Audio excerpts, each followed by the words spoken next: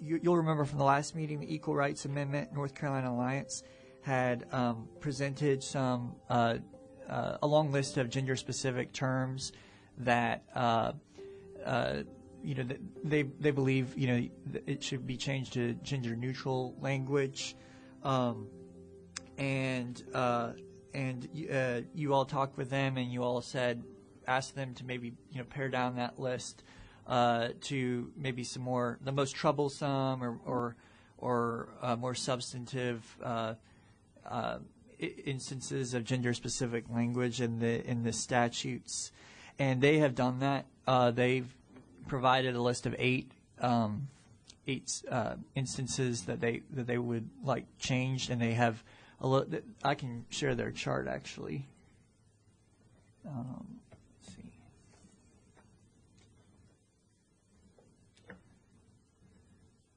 They've got this nice chart, and then they've got recommendations in the right-hand column, and let's see. I believe they worked with Commissioner Ludington as well on that, and a lot of them are here today. Alliance Co-President Terry Wally, Alliance Co-President Jimmy Cochran Pratt, Task Force Chair Ann Von Brock, Attorneys Audrey Snyder and Greg McConnell, and Vice President / Communications Judy Lotus, and they're here to discuss their proposal. And I sent you all a letter that I received from Representative Julie Von Hafen and several other members in support of the proposal. And I also I mentioned at the last meeting that there had been a previous docket that you all had worked on. This was back in 2009, 2010. And you all wanted me to discuss it with Floyd Lewis and Bly Hall, former revisor of statutes and former assistant revisor of statutes, who served this commission for decades. Some of y'all know them very well. To talk to them about that. I did do that, and Bly offered Bly Hall offered to come, and hopefully she could maybe make another meeting.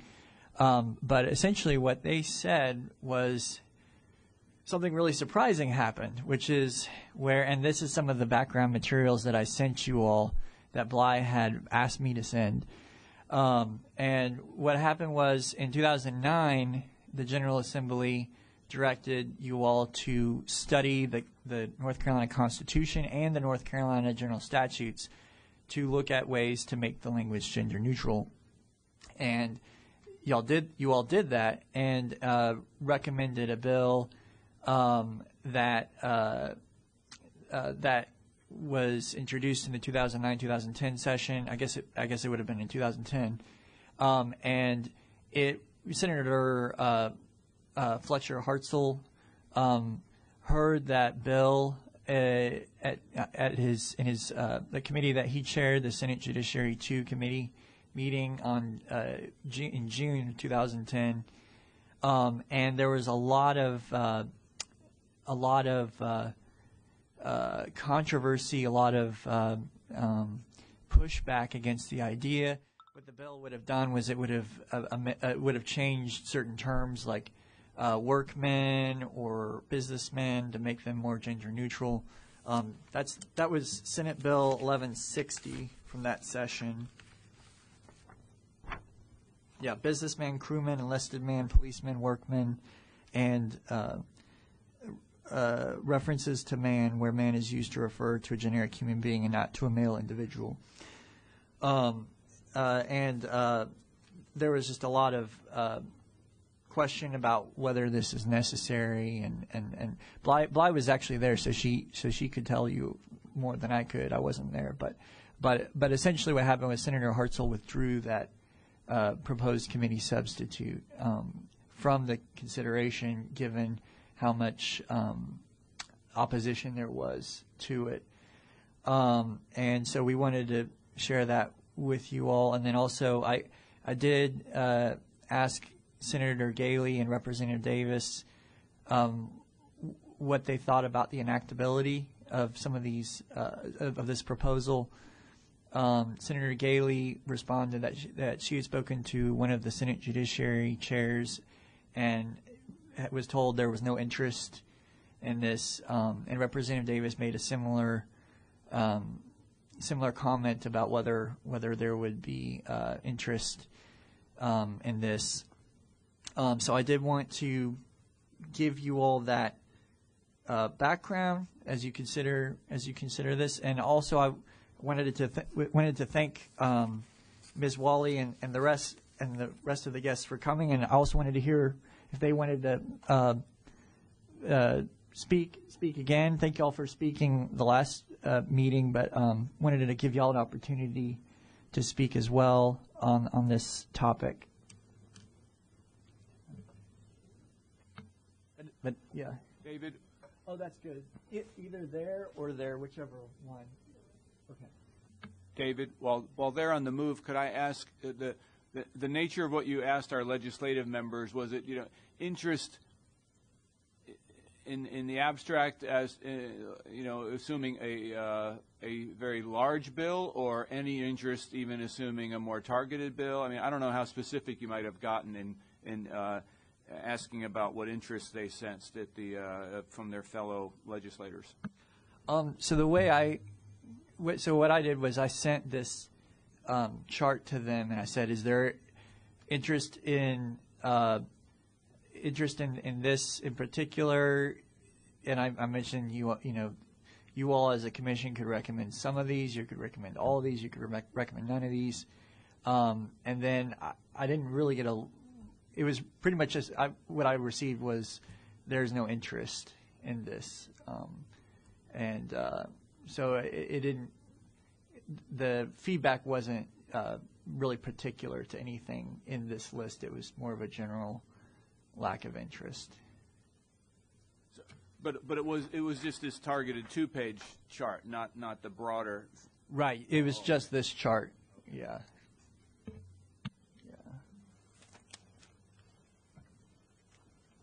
Ms. Wally?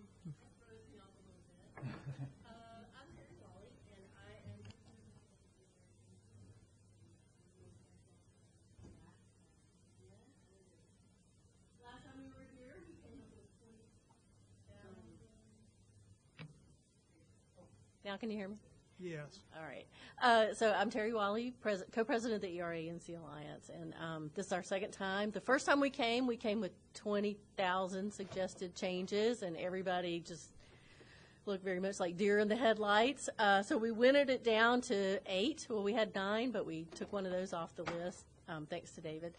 But we think these are doable. I mean, we think that it is the right thing to do to make our laws gender neutral, so that the law applies to women and men equally. And so we hope that you guys will consider these.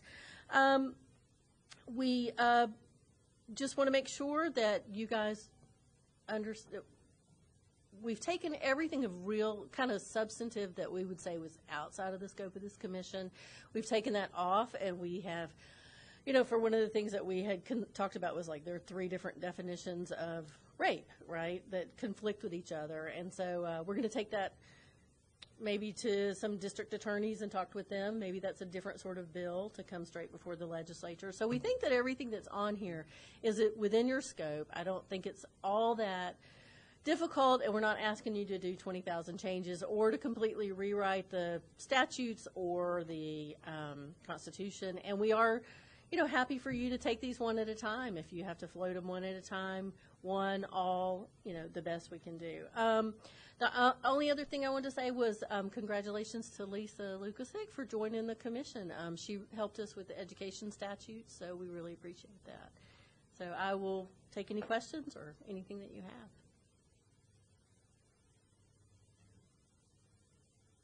Well, thanks very much for being here today. We appreciate it.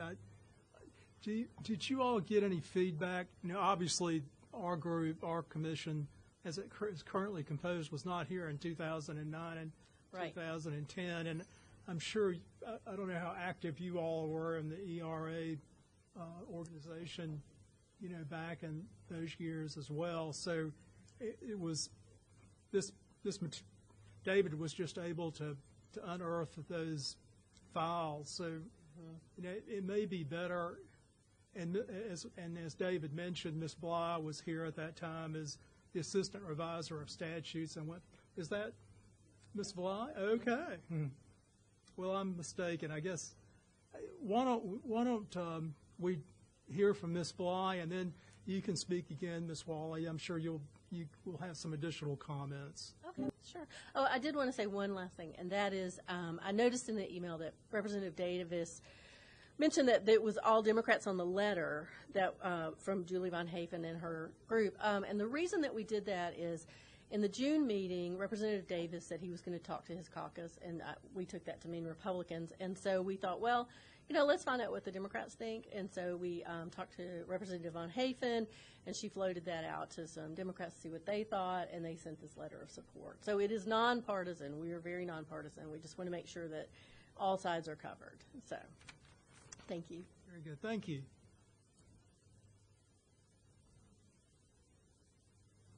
David, do you want to invite? I just want to say thank you to Ms. Hall for being here. Could we maybe hear from you next, Ms. Hall? And you can either speak at this microphone or at that one, your preference. That one or that one? Your choice.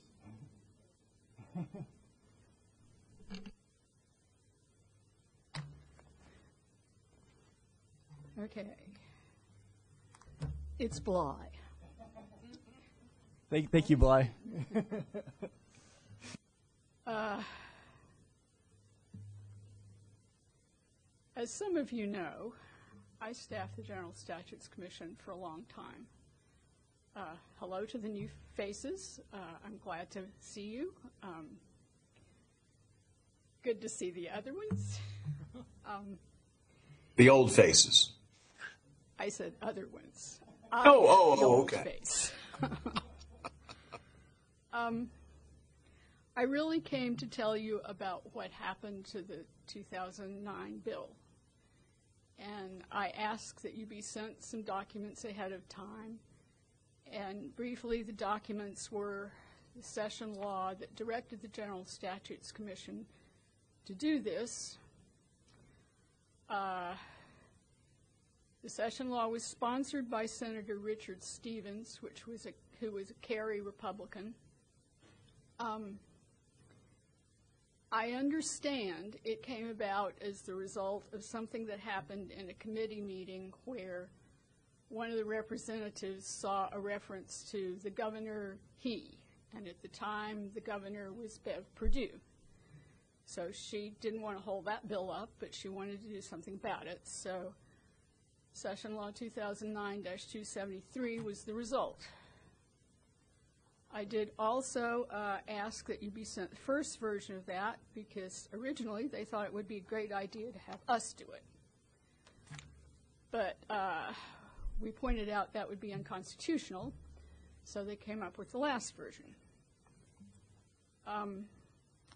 It attracted some positive attention. I included a copy of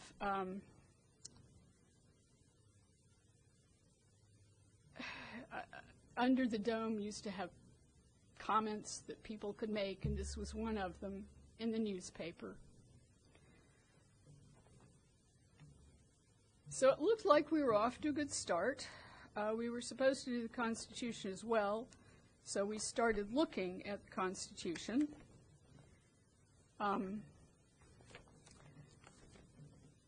That's why you got, where'd you go? Oh, here. That's why you got the little lesson on Magna Carta, which was the predecessor of our Law of the Land Clause. But our House representative at the time, who was Deborah Ross, flatly refused to do any changes to the Constitution at that particular point for mostly political reasons. So we started looking at something else. I think we took something else up first and ran into some difficulties with it. I don't remember very clearly about that. But we were supposed to report, and we were running out of time. So I pulled out the drafting manual and picked some terms from the drafting manual, and the ones that nobody seemed to have any issues with, we put in the bill that was introduced by Senator Hartzell and Senator Stevens. And you got a copy of that bill. Did you all have a chance to actually look over that bill? Because frankly, we thought it was about as bland as you could get. I mean, most of these were passed as technical corrections. Well, we got up in Senator Hartzell's J2 committee.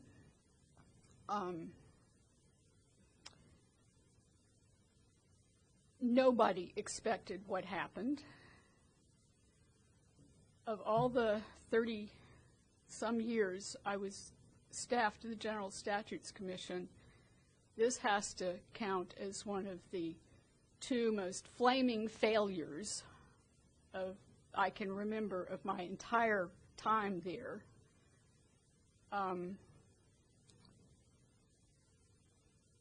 It had bipartisan opposition. First of all, they wanted to know, where did this come from? Who on the General Statutes Commission had this idea? It wasn't us. It wasn't the commission. You guys told us to do this, as is explained in the explanatory memo. So after I had taken a little bit of heat, Senator Hartzell himself decided that he would see what he could do. So he got up, and it was his committee, mind you. And he utterly failed to calm them down.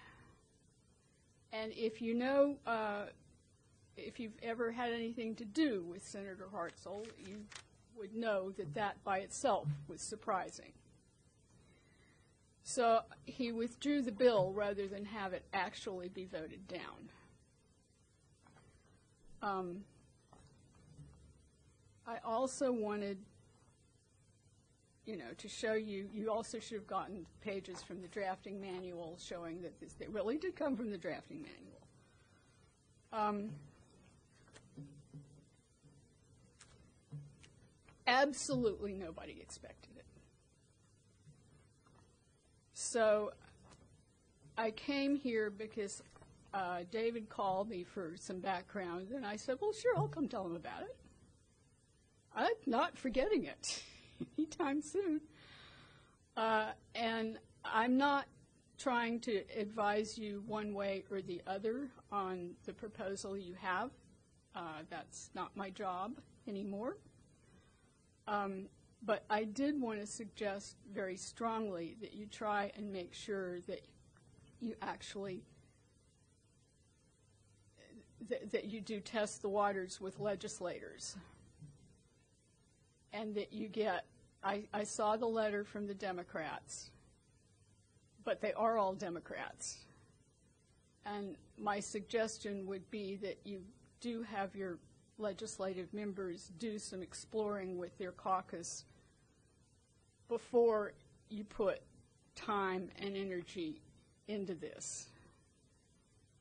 Because, Mr. Hiley might actually remember this docket, but we spent some part of every meeting for about a year trying to do this, and it was effectively wasted time. The way we got out of the study commission requirement was by deleting the report date, because it didn't have any of the right vibes to repeal it. So, and I would very much not like to have you all be in that position again. So, any questions? Andy, were you here though? I was, yeah. I was a relatively new commissioner, and that was a notable experience for me also because we spent so much time on it, though I didn't attend that committee hearing, so I didn't have that experience. But To the visitors and Ms. Wally and her colleagues, I think you already know from the last meeting that we do make gender neutral changes as we're working through, other matters. I would not want to spend more time for a cause that doesn't have any chance of success. But to me, when I looked at the table that you all provided, I think 7 of the 8 to me seemed like they would or should be non-controversial. And I just wonder whether we couldn't test the waters. And I'd like to make sure that we don't have opposition from our own legislative members, make sure that Representative Davis and Senator Galey are okay with this. And I see Senator Galey still on the call, so maybe she can weigh in if she feels otherwise. But, like, for example, the janitors and maids provision, that seems to me like a good one to start with. It wouldn't, I don't think, take very much time. And if we could at least get the support of our legislative members and have them talk to their colleagues, that I don't think should generate a whole lot of controversy. I mean, maybe part of the problem with what we had done before was we were working on the North Carolina Constitution. At least a lot of our time within the commission had been that.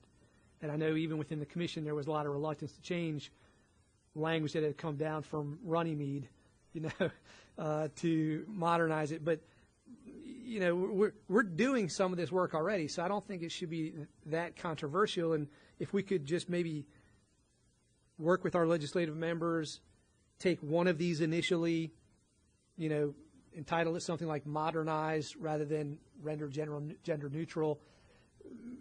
Let's move us forward here, but let's not spend too much time and waste it at the same time. Is my reaction to all of this. So.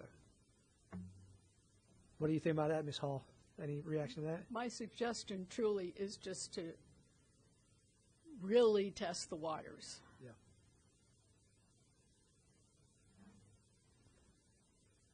And it sounds like that's what you're proposing. That is what I'm suggesting, which I know others are probably have in mind as well. Any other questions for me? Not right now, but we hope that you'll stay and listen to Ms. Wally's comments and the rest of the comments of the commission on this matter. Certainly, be delighted. We really appreciate your coming today. My pleasure. It's always nice to come and see you all. This is Senator Galey. Can you hear me? Yes, ma'am, I can. Glad to see y'all today. I will tell you that I shopped the provision or the information by the judiciary chairs in the Senate. There's 3 of them, and of the 3, one has responded that this was not something that he would support. So the stuff would be a non-starter in the Senate.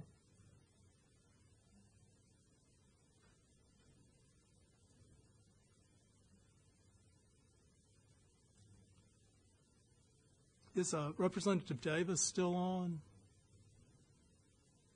Thank you, Senator Galey.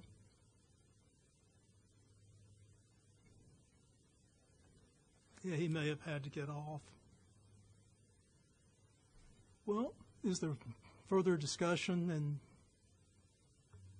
well, I would just say, thank you, Senator Galey. I mean, you may be saving us some time. I think that's a really unfortunate position. Obviously, that's a personal view, and I know this is inevitably touching on politics, but I would just hope and I expect that the Commission will continue as we work through other legislation that will do what we have done for the last many years. I mean, I think I started on here about 2008, so it's been 15 years where we are making gender neutralizing changes that I don't think should be controversial. And if we run into any of these identified items, then we'd do the same there, I would suppose. But it's hard for me to understand the rationale behind not wanting to make these changes, but I also appreciate the reality of it. Yeah, I can't speak to their reasoning or defend it or prosecute it. But I'm just offering that so that folks will know where the lay of the land is.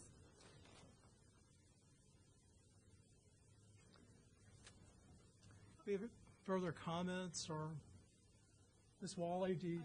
I actually did have one more thing, if you want to hear it. Sure, Vaughn. Subject to further investigation by Dave and Caroline. I did actually look at these statutes. And I think there are at least two that you might be able to fit in your standard technical corrections bill if you still do one. And I believe you do. And one of them is, I mean, you understand, I just looked at the statute. I didn't put any further research into it of the sort that I used to do when I did technical corrections. So, but there is one, the 115C-274, where they just want to change him or her, change him to him or her. Him or her isn't actually the style that's usually used, but it could get done. I mean, we did things like that. And you'd want to check with the Department of Insurance or somebody, but I believe the Fireman's Pension Fund actually did change its legal name. So that it is something else now. I did find that in Chapter 58. And I hope I offer this in an attempt to be helpful. Okay? Have we ever had a technical corrections bill rejected? Because this could be our first. No, I'm saying. We've had them not pass. I mean, there was one year, one famous year, where Mark Basnight tried to add a multi-million-dollar cancer center for ECU onto it, and the Senate wasn't having any. You know, some things like that, but not the commission's stuff.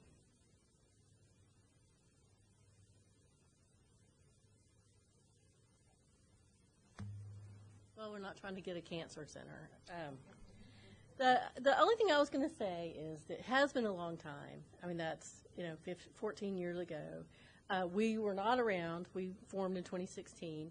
And the one thing I wanted to say is I know that you mentioned last time that one of the controversies was like, a man and a woman equal marriage, like that sort of thing. And I think we've moved on from that. We don't have anything controversial like that in there, and that's all settled anyway for the moment. But we think that everything in here is pretty benign, and we think it's, changing mother to parent is inclusive. It's not controversial in any sort of way. And I don't think that tackling this project is time wasted. That's just our feeling on the subject. So, thank you. Thank you very much and for attending today. We appreciate it. Well, how would the commission like to proceed? We can just put this on the back burner and see how things evolve over the months. We could vote on opening a docket, which I'm not sure would be very fruitful at this time. I would suggest that we not open a docket, but that those two statutes that Ms. Hall identified, that we would ask the staff to look at whether those could be technical corrections that would be included. I mean, changing, again, this is something we already do in so many other areas, changing him to more gender-inclusive language, and then if literally the name of the pension fund has been changed, why would that not be updated? So I would just suggest that we ask the staff to do the type of work that Ms. Hall described that she would do, a little background looking not just at the statute, but what it would take to make those amendments in a technical corrections bill. That's a different approach to it. David, do you think you can undertake that with Caroline? Yes, we definitely can do that. Would you all like us to go ahead and draft something like we would do for a TC, we would ordinarily do for a TC, technical correction, or would you like us just to do the research and give you an oral report? I think the latter at this point. Do the research, give an oral report? Okay. Is that okay with you? Yeah, that's fine with me. I'm hopeful that the drafting would be very simple. So, but it sounds like we have plenty of time, right? I mean, we got till May, you said earlier. So, an initial oral report sounds fine.